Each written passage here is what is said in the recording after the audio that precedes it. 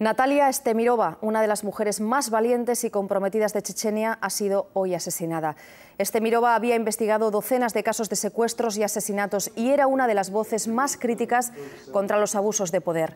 El lunes había denunciado el asesinato de un joven de 20 años por los hombres del presidente de Chechenia. Natalia Estemirova trabajaba en Memorial, un organismo pro derechos humanos. Ha sido secuestrada esta mañana en la capital, en Grozny, y su cuerpo ha aparecido a las pocas horas en la República vecina de Ingushetia con 2 tiros en la cabeza.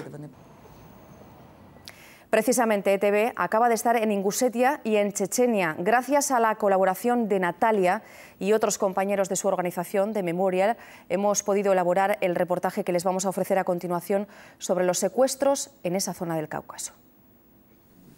Timur Yandiye fue secuestrado a plena luz del día hace 5 años. Los testigos avisaron a la policía. Dieron el alto a los captores en la frontera de Chechenia, enseñaron sus carnets de los servicios secretos y continuaron el viaje. Timur es uno de los 200 desaparecidos de Ingushetia. Su hermano fue acosado 2 veces la semana pasada por la policía. Tamerlan Chejoev fue secuestrado junto a un fiscal. Estaban investigando la relación de los servicios secretos con los raptos y las ejecuciones extrajudiciales. Su propio hermano fue secuestrado el año pasado. Me acusaron de filtrar la información sobre los escuadrones de la muerte al periódico digital ingushetia.org.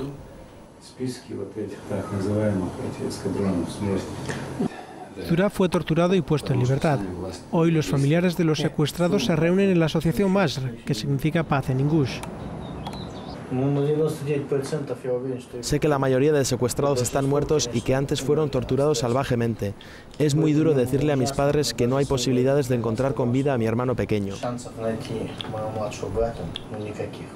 Aún así, Magomir Muchulgov quiere saber dónde está su hermano o al menos su cadáver.